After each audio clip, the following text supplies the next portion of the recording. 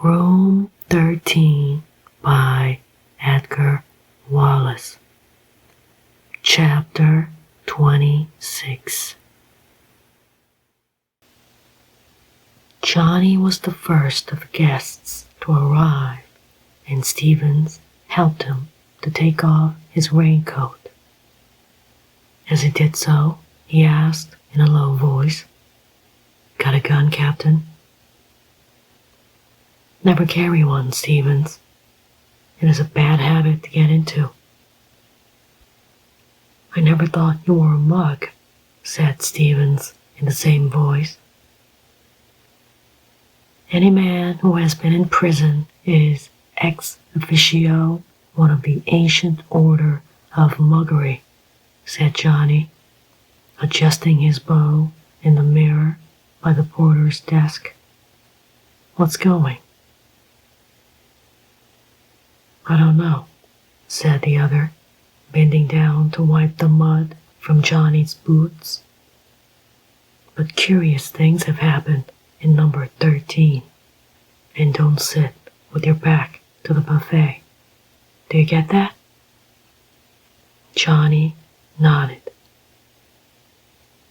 He had reached the end of the corridor when he heard the whine of the ascending lift and stopped. It was Peter Kane, and to him, in a low voice, Johnny passed on the porter's advice. "I don't think they'll start anything," said Peter under his breath. "But if they do, there's a nurse at Charing Cross Hospital who's going to say, 'What, you here again?'" As Johnny has expected, his two hosts were waiting in room 13. The silence which followed their arrival was, for one member of the party, an awkward one. "Glad to see you, Peter," said Emmanuel at last, though he made no pretense of shaking hands. "Old friends ought to keep up acquaintances. There's my boy, Geoffrey." "I think you've met him," he said with a grin. "I've met him," said Peter, his face a mask. Geoffrey Legg had apparently recovered fully from his unpleasant experience. "Now sit down, everybody," said Emmanuel, bustling around, pulling out the chairs. "You sit here, Johnny." "I'd rather face the buffet. I like to see myself eat," said Johnny, and, without invitation, sat down in the position he had selected. Not waiting, Peter seated himself on Johnny's left, and it was Emmanuel himself, a little ruffled by this preliminary upset to his plans, who sat with his back to the buffet. Johnny noticed the quick exchange of glances between father and son. He noticed, too, that the buffet carried none of the side dishes for which it was designed, and wondered what particular danger threatened from that end of the room. By the side of the sideboard, in one corner, hung a long blue curtain which, he guessed, hid a door leading to number 12. Peter, who was better acquainted with the club, knew that number 12 was the sitting room, and that the two made one of those suites which were very much in request when a lamb was brought to the killing. "Now, boys," said Emmanuel with spurious joviality, "there is to be no bickering and quarreling. We're all met round the festive board, and we've nothing to do but find a way out that leaves my boy's good name unsullied, if I may use that word. You can use any word you like, said Peter. It'll take more than a dinner party to restore his tarnished reputation. What long words you use, Peter, said Emmanuel admiringly. It's my own fault that I don't know them, because I had plenty of time to study when I was away over the Alps. Never been over the Alps, have you, Peter? Well, when they call it time, they use the right word. The one thing you've got there is time. Peter did not answer, and it was Geoffrey who took up the conversation. See here, Peter, he said, I'm not going to make a song about this business of mine. I'm going to put all my cards on the table. I want my wife. You know where Lila is better than I, said Peter. She's not in my employment now. Lila nothing, retorted Geoffrey. If you fall for that stuff, you're getting soft. I certainly married Lila, but she was married already, and I can give you proof of it.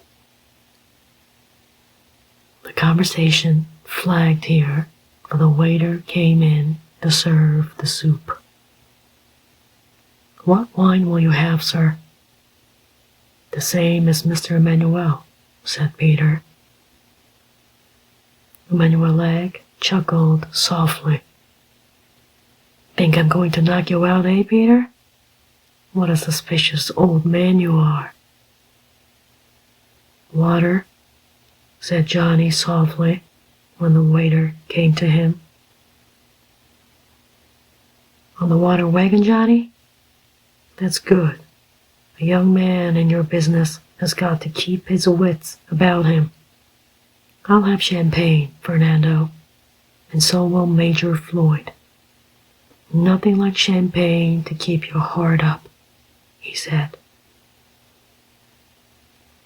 Peter watched, all his senses alert, as the wine came bubbling and frothing into the long glasses. That will do, Fernando, said Emmanuel, watching the proceedings closely. As the door closed, Johnny could have sworn he heard an extra click. Locking us in? He asked pleasantly, and Emmanuel's eyebrows rose. Locking you in, Johnny? Why, do you think I'm afraid of losing you, like you're afraid of losing Marnie? Johnny sipped the glass of water, his eyes fixed on the old man's face. What was behind that buffet? That was the thought which puzzled him. It was a very ordinary piece of furniture, of heavy mahogany, a little shallow, but this was accounted for by the fact that the room was not large, and in furnishing, the proprietors of the club had, of necessity, to economize space. There were 2 cupboard doors beneath the ledge on which the side dishes should have been standing. Was it his imagination that he thought he saw one move the fraction of an inch? Ever been in Bird before, Johnny? It was Emmanuel who did most of the talking. I know they gave you 3 years, but was that your first conviction? That was my first conviction, said Johnny. The old man looked up at the ceiling, pulling at his chin. Ever been in Keytown? He demanded. No good asking you, Peter, I know. You've never been in Keytown or any bad boob, have you? Clever old Peter. Let us talk about something else, said Peter.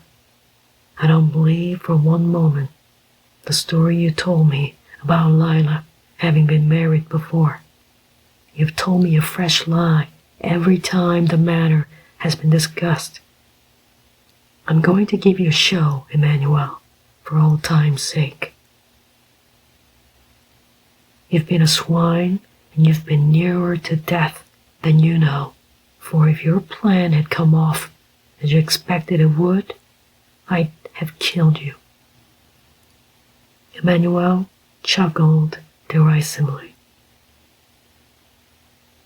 Old Peter's going to be a gunman, he said, and after all the lectures you've given me, I'm surprised at you, Peter. Now, I'll tell you what I'm going to do. He rested his elbows on the table and cupped his chin in his hands, his keen eye, all the keener for the magnification of his spectacles, fixed hardly upon his sometime friend. By my reckoning, you owe me 40,000 pounds, and I know I'm not going to get it without a struggle. Weigh in with that money, and I'll make things easy for my son's wife. He emphasized the last word. You can cut that out. It was Geoffrey whose rough interruption checked his father's words. There's no money in the world that's going to get Marnie from me. Understand that. He brought his hand down with a crash upon the table. She belongs to me, and I want her, Peter. Do you get it? And what is more, I'm going to take her.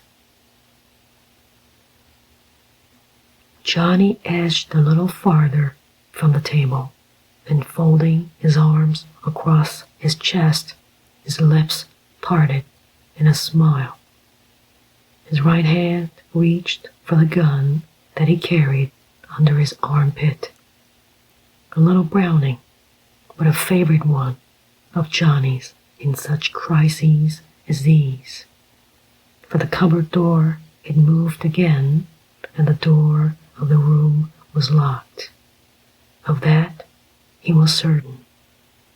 All this talk of Marnie was sheer blind to keep them occupied. It had long passed the time when the plates should have been cleared and the second course make its appearance. But there was to be no second course at that dinner. Emmanuel was speaking chidingly, reproachfully. Geoffrey, my boy, you mustn't spoil a good deal, he said. The truth is, and then all the lights of the room went out. Instantly, Johnny was on his feet, his back to the wall, his gun fanning the dark. What's the game? Asked Peter's voice sharply. There'll be a real dead man here if you start fooling. I don't know, said Emmanuel, speaking from the place where he had been. Ring the bell, Jeff. I expect the switch has gone. There was somebody else in the room. Johnny felt the presence instinctively, a stealthy somebody who was moving toward him. Holding out one hand, ready to pounce the moment it touched, he waited. A second passed. 5 seconds. 10 seconds. And then the lights went on again. Peter was also standing with his back to the wall, and in his hand a murderous-looking Webley.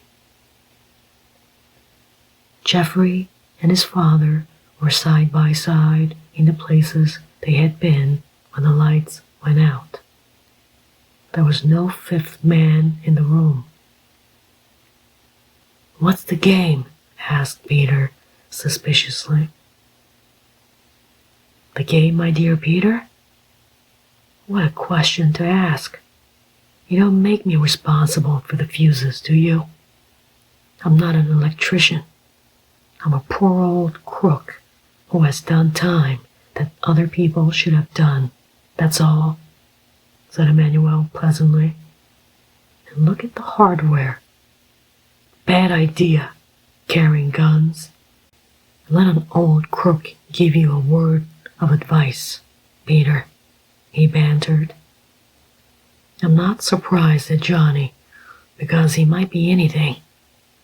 Sit down, you damn fools," he said jocularly. "Let's talk." "I'll talk when you open the door," said Johnny quietly, "and I'll put away my gun on the same condition."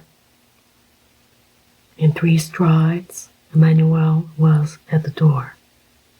There was a jerk of his wrist, and it flew open. "Have the door open if you're frightened," he said contemptuously. "I guess it's being in boob that makes you scared of the dark. I got that way myself." As he had turned the handle, Johnny had heard a second click. He was confident that somebody stood outside the door, and that the words Legg had uttered were intended for the unknown sentry. What was the idea? Peter Kane was sipping his champagne with an eye on his host. Had he heard the noise too? Johnny judged that he had. The extinguishing of the lights had not been an accident. Some secret signal had been given, and the lights cut off from the controlling switchboard. The doors of the buffet cupboard were still.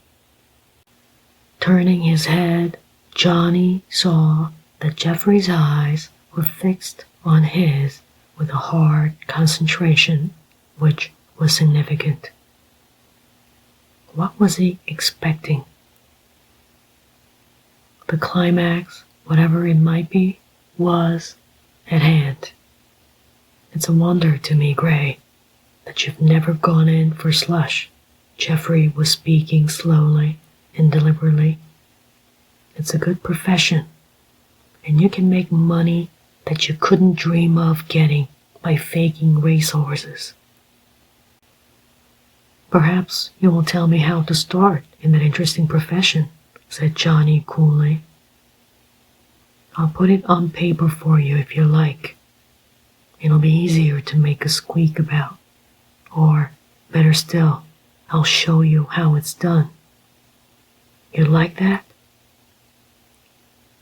"I don't know that I'm particularly interested, but I'm sure my friend, Mr. Reader—" "Your friend, Mr. Reader," sneered the other. "He's a pal of yours too, is he?" "All law-abiding citizens are pals of mine," said Johnny gravely. He had put his pistol back in his jacket pocket, and his hand was on it.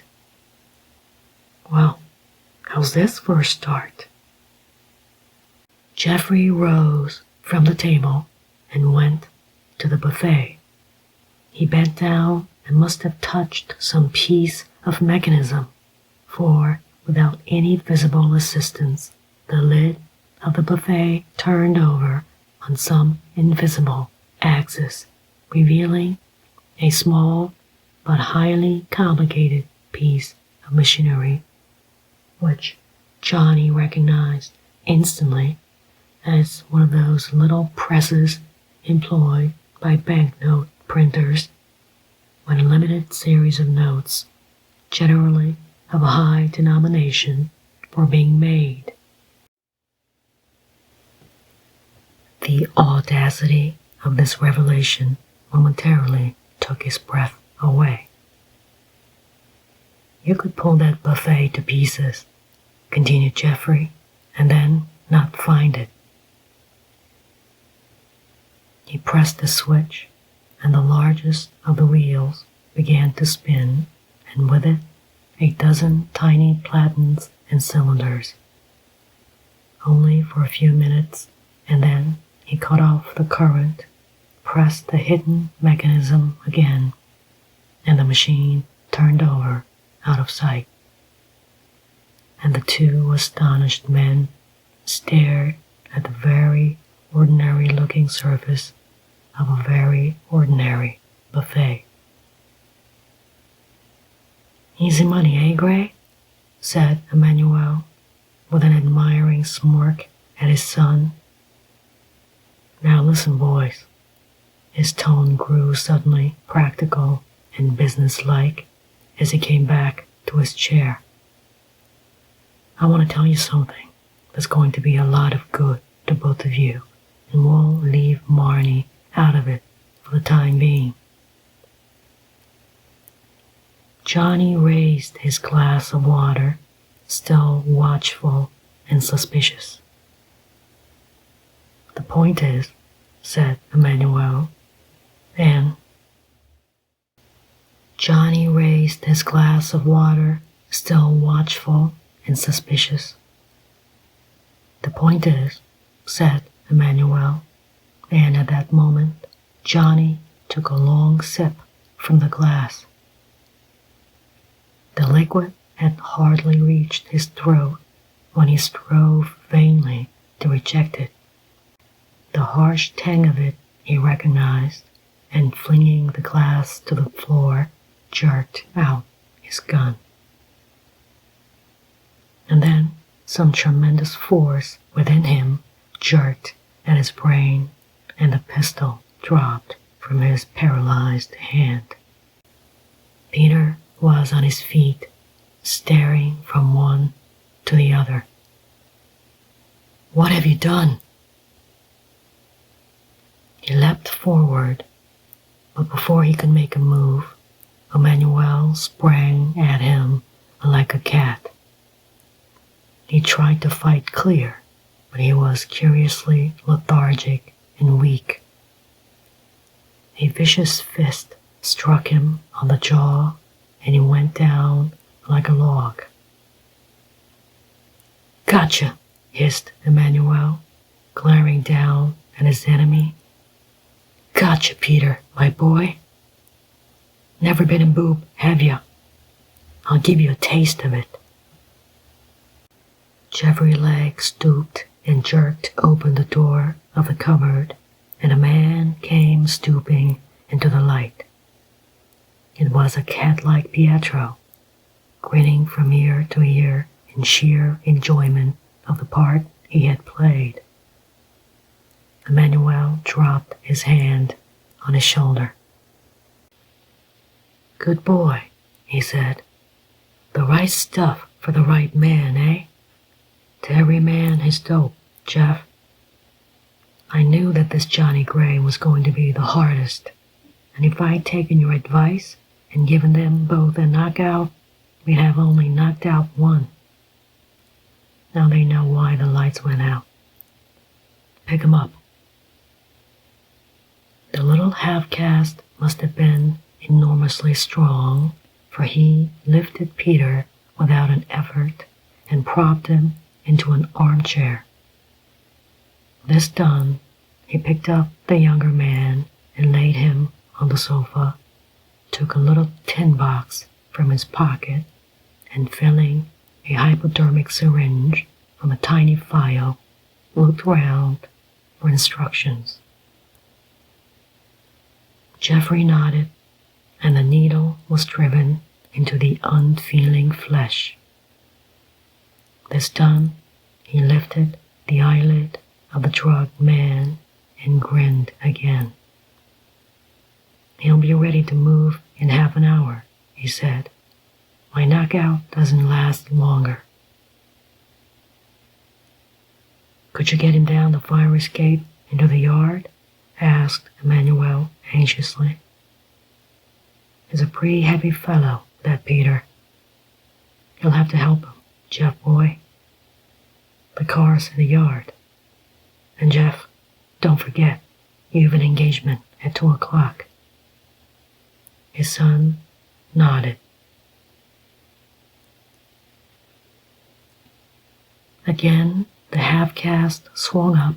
Peter Kane and Jeffrey, holding the door wide, helped him to carry the unconscious man through the open window and down the steel stairway, though he needed very little help, for the strength of the man was enormous.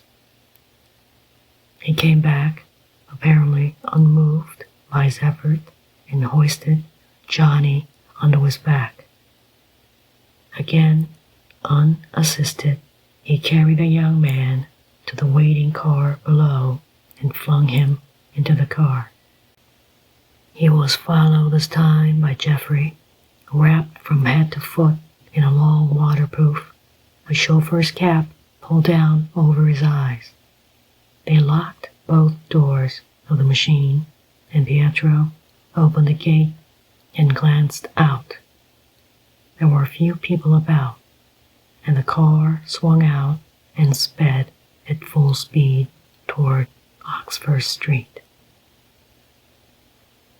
Closing and locking the gate, the half-caste went up the stairs of the fire escape 2 at a time and reported to his gratified master. Emmanuel was gathering the coats and hats of his 2 guests into a bundle. This done, he opened the cupboard and flung them in, and they immediately disappeared. "Go down and burn them," he said laconically. "You've done well, Pietro. There's 50 for you tonight." "Good?" asked the other laconically. Emmanuel favored him with his benevolent smile. He took the 2 glasses from which the men had drunk, and these followed the clothes. A careful search of the room brought to light no further evidence of their presence. Satisfied, Emmanuel sat down and lit a long, thin cigar. His night's work was not finished. Jeff had left to him what might prove the hardest of all the tasks. From a small cupboard, he took a telephone and pushed in the plug at the end of a long flex. He had some time to wait for the number, but presently he heard a voice which he knew was Marnie's. "Is that you, Marnie?" he asked softly, disguising his voice so cleverly that the girl was deceived. "Yes, Daddy. Are you all right? I've been so worried about you." "Quite all right, darling. Johnny and I have made a very interesting discovery. Will you tell Barney to go to bed, and will you wait up for me? Open the door yourself?" "Is Johnny coming back with you?" No, darling. I'm coming alone." "Are you sure everything is all right?" asked the anxious voice. "Now, don't worry, my pet. I shall be with you at 2 o'clock. When you hear the car stop at the gate, come out. I don't want to come into the house. I'll explain everything to you. But do as I ask you, darling," he said, and before she could reply, had rung off. But could Jeff make it? He would like to go himself, but that would mean the employment of a chauffeur, and he did not know one he could trust. He himself was not strong enough to deal with a girl, and in crowning impossibility, motor car driving was a mystery. That was one of the accomplishments which a long stay in Dartmoor had denied to him. But could Jeff make it? He took a pencil from his pocket and worked out the times on the white tablecloth. Satisfied, he put away his pencil and was pouring out a glass of champagne when there was a gentle tap, tap, tap at the door. He looked up in surprise. The man had orders not under any circumstances to come near room 13, and it was his duty to keep the whole passage clear until he received orders to the contrary. Tap, tap, tap. "Come in," he said. The door opened. A man stood in the doorway. He was dressed in shabby evening clothes. His bow was clumsily tied. One stud was missing from his white shirt front. "Am I intruding upon your little party?" he asked timidly. Emmanuel said nothing. For a long time he sat staring at this strange apparition, as if unconscious of the amazement and terror he had caused. The visitor sought to readjust his frayed shirt cuffs, which hung almost to the knuckles of his hands. And then, "Come in, Mr. Reader," said Emmanuel Legge, a little breathlessly.